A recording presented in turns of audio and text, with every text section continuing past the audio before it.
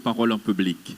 Parce que si on me dit de jouer du football avec quelques amis, ce sera pour moi très difficile de réaliser un but, voire donner une bonne passe. Mais quand on me donne le micro, je suis dans mon assiette, c'est ma tasse de thé.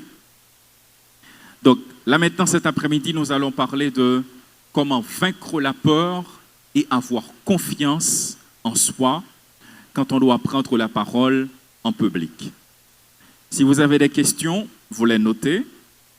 Si vous voulez écrire, je vous conseille de préférence d'enregistrer mon intervention. Mais si je parle de la politique, vous interrompez rapidement l'enregistrement. On est d'accord? Très bien, bien. Pourquoi j'ai insisté tout à l'heure sur la prononciation du mot « bonsoir ». Écoutez,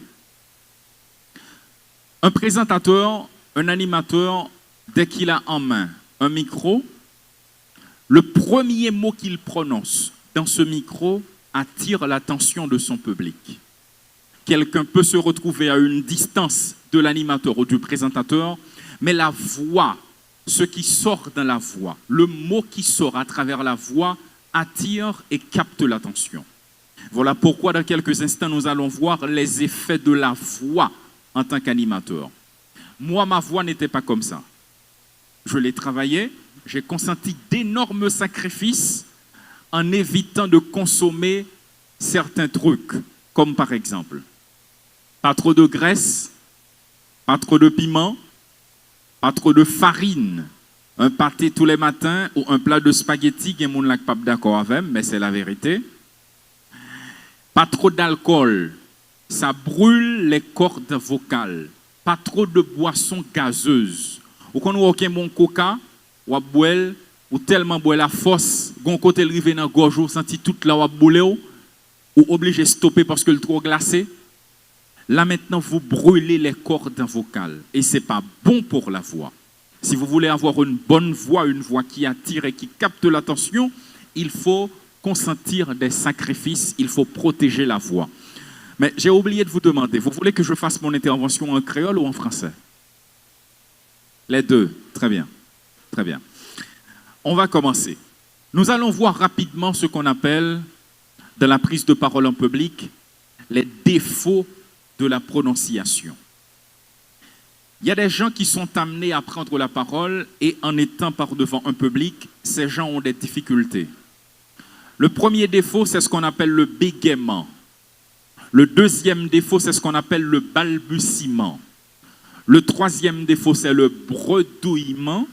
Et le quatrième défaut, ce sont les interjections inutiles. J'explique. Le bégaiement, c'est quoi? Dans le mot bégaiement, qu'est-ce qu'on voit d'autre? Bègue, très bien. Béguer. Quelqu'un qui est bègue peut prendre la parole en public.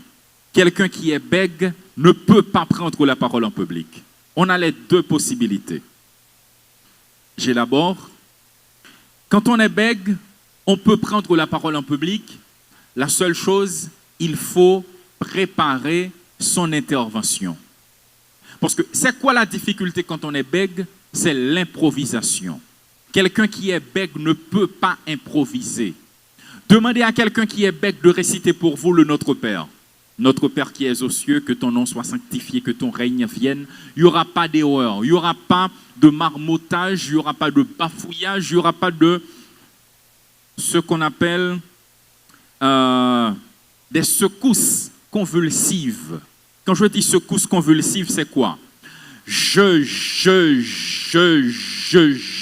m'appelle, c'est ce qu'on appelle les secousses convulsives. Des secousses qui ont rapport avec la prononciation. La personne ne peut pas improviser. Quand on est bègue, on n'improvise pas. On écrit tout ce qu'on va dire en public. Même la virgule doit être écrite. Oui, quelqu'un qui est bègue peut prendre la parole en public si et seulement si la personne prépare, maîtrise son intervention. Mais quelqu'un qui est bègue ne peut pas prendre la parole en public si la personne va tenter d'improviser. Dans ce cas, À chaque prise de parole, il y aura des secousses convulsives et le public, dans ce cas, finira par perdre patience. Après le bégaiement, nous avons ce qu'on appelle le balbutiement. Le balbutiement, quand on est en public, c'est quelqu'un qui hésite en parlant. Dès qu'on hésite, le public se dit rapidement « Vous n'êtes pas l'homme, vous n'êtes pas la femme de la situation ». L'hésitation n'est pas un ami, c'est un ennemi en public. Si je viens ici pour vous présenter, en commençant, j'hésite dans ma présentation, je donne l'impression de quelqu'un qui cherche les mots, c'est pas moi qui fais de tout mon possible pour gagner votre confiance. Au contraire, vous n'êtes pas dans votre bain. Eh bien, dans ce cas, j'hésite dans ma présentation. Rapidement, vous allez vous dire, mais qu'est-ce qu'il fait là? Vous allez vous questionner. On n'hésite pas en public. On prépare ce qu'on va faire, on prépare ce qu'on va dire, on prépare son intervention. Et là, rapidement, le public se trouve dans son bain et vous vous faites bonne impression. Vous n'avez pas beaucoup de temps pour charmer un public, les amis. Vous avez seulement 5 minutes. Dès qu'on prend la parole en public, on a 5 minutes pour charmer le public. 5 minutes pour gagner la confiance du public. Les 300 premières secondes. Si au cours de ces 5 minutes, il y a une erreur qui s'est glissée, vous grattez votre corps, vous n'êtes pas en bonne posture, vous n'êtes pas à l'aise, votre place n'est pas ici. C'est comme un homme qui rencontre une femme pour la première fois. Vous rencontrez la femme, vous commencez à parler, la femme vous écoute. Vous avez 5 minutes pour que cette femme sourie. Si après ces 5 minutes, il n'y a pas de sourire, mon cher, allez vous faire voir ailleurs. 5 minutes pour impressionner la femme. On dit que parler en public est un acte de séduction. S'il faut séduire, il faut préparer ce qu'on va faire, ce qu'on va dire. Autrement dit, il faut se préparer. N'oubliez jamais ça. Vous avez 5 minutes pour capter l'attention d'un public, pour charmer un public. On est clair? Donc, dans ce cas, pas d'hésitation. Après le balbutiement, il y a ce qu'on appelle le bredouillement. Le bredouillement, c'est quoi? C'est le fait d'avaler une syllabe dans un mot. Je vais vous expliquer. Quand vous écoutez quelqu'un qui parle, la personne dit « Je vous confie la responsabilité ». Vous entendez quoi là? La responsabilité ou la responsabilité? La responsabilité, mais qu'est-ce qu'on dit? On dit la responsabilité. Dans ce cas, vous avalez une syllabe dans un mot. C'est ce qu'on appelle le bredouillement. C'est un défaut de prononciation. Quand vous parlez en public, il faut que toutes les syllabes soient prononcées. Toutes les syllabes. Ne marmottez pas, ne bafouillez pas.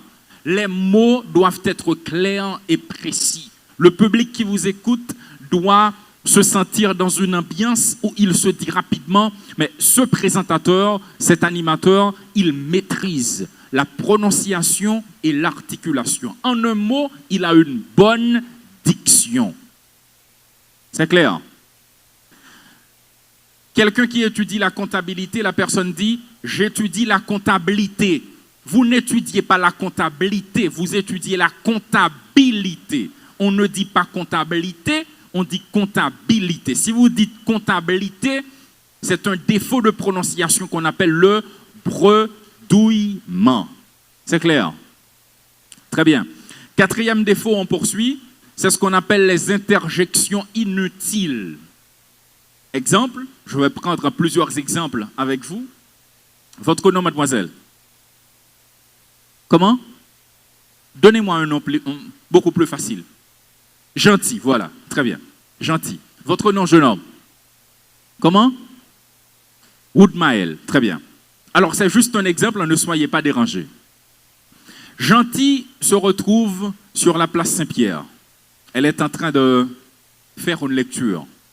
Et voilà que Woodmael arrive. Il voit Gentil, il est attiré par Gentil, qui est d'ailleurs très jolie, chérie, pas de jalousie. Et là maintenant, il commence à se dire, je vais m'approcher de cette fille. Il s'approche de la fille, il s'approche de Gentil. Et dès que Woodmael commence à parler, Dans ses prononciations, il ajoute toujours E. Bonjour, je m'appelle Ruth Mayer.